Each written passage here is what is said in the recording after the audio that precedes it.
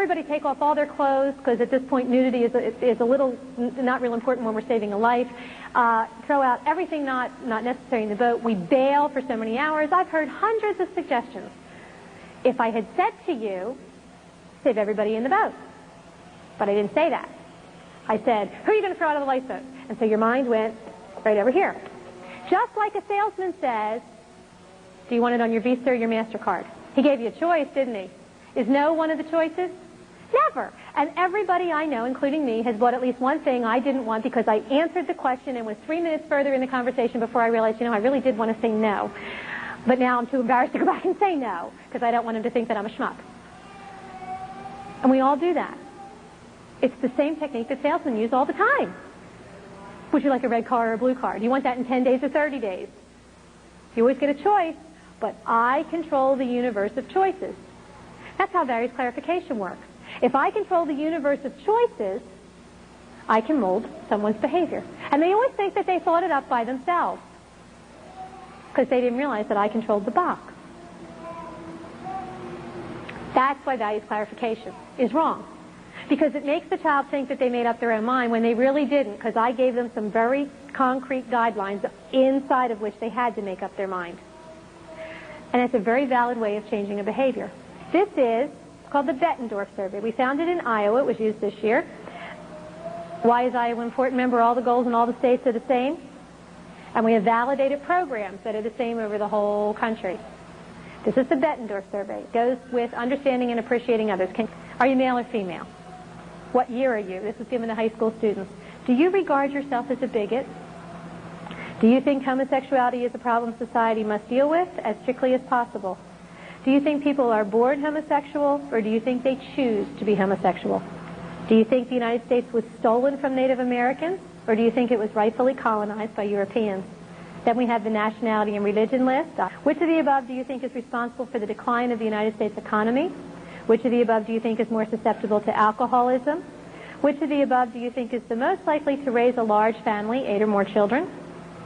Which of the above are you most likely to assume does not speak fluent English?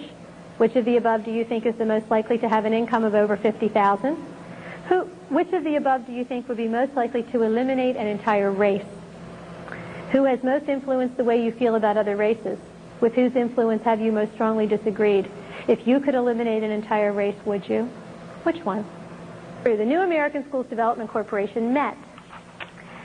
I told you there were 486 grants given to them. On July 9th, they gave a list of the places that got the money, and they gave out 11 grants.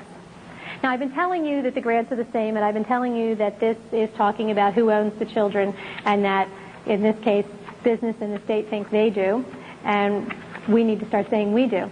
What kind of programs got the money? This is the Connect School, a design for 21st century schools, Massachusetts. It's for K through 12 inner city children. The curriculum will be radically transformed. Portfolios, products, and performance assessment techniques will focus not just on subject matter, but on their abilities, dispositions, and attitudes critical for life and work. This one is in Minnesota. It's called the Community Learning Centers of Minnesota. Social service agencies will offer needed services on-site at the school, integrating services with education. Teachers will retain their school charter only so long as state learning goals are met. Many times as I've traveled and talked to people about what's happening in Pennsylvania education and why parents need to get involved, I get told, well, you see, it doesn't matter to me because my children don't go to the public school. My children are in parochial school, they're in Christian school, they're in private school, I homeschool. Simultaneously with the new regulation changes, teacher certification is changing. And in order to be certified, teachers will have to demonstrate that they are competent in outcome-based education and that that's what the colleges will teach, that's what the teachers will learn. Non-public schools have to have certified teachers too. Accreditation is rolling over away from traditional accreditation into outcome accreditation. Non-public schools get accredited because it does better for you if you're going to college if you graduated from an accredited high school. In outcome accreditation, in order to get it, you must give the accrediting board 5 goals: 3 academics, 2 attitudinal, and you must demonstrate to them that you have tracked the change in behavior or attitude in the individual student over time. Doesn't matter whether you're public or non-public. The assessment techniques in the new regulations are what's called portfolio assessment. People think portfolio means a portfolio. I have an art portfolio, I have a science portfolio, pieces of paper. It is an electronic portfolio, much like the one we looked at in the work links, so that no matter where the child goes, whether you change schools or whether you don't, the portfolio will follow you. Please do not think that because your children are not in a public school that you are home free. You are not. The state cannot afford to let a huge bunch of children slip through the cracks, because it will be obvious then who can read and who can't.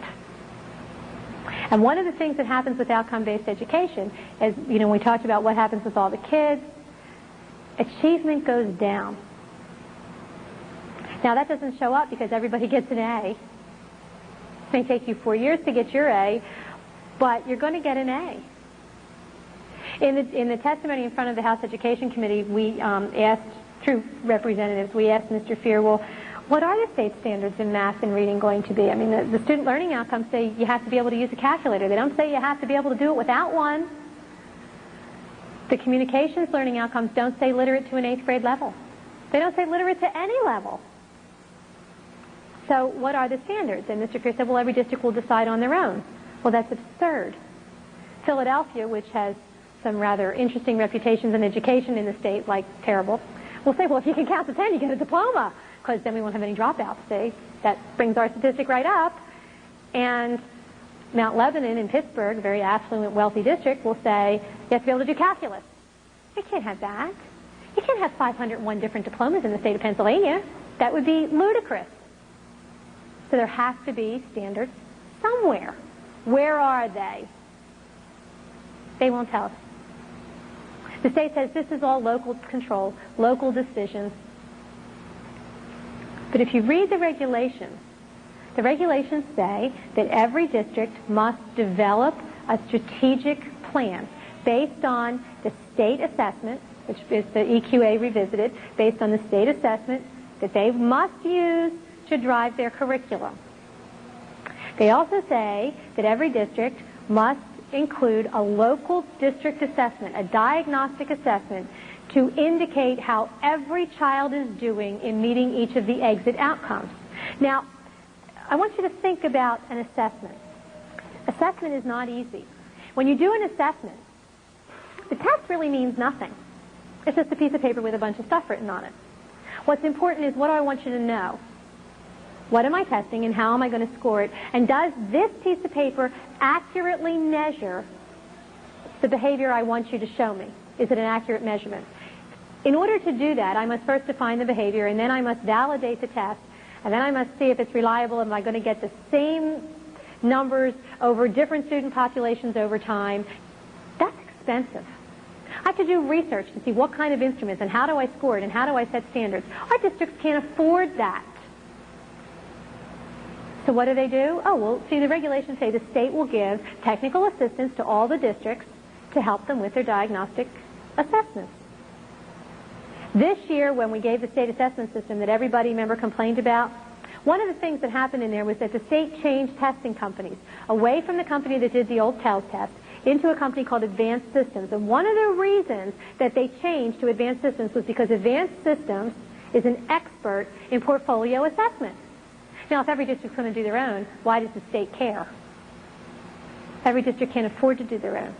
The state is going to control it. The state is going to set the criteria. So the districts do this diagnostic assessment that the state's really going to do for them. Then the districts have to justify all their courses against the exit outcomes that the state mandates. They can't move away from those. That's the ladder. Everything is aimed at those exit outcomes, those goals that we talked about in behavior and attitudes and skills.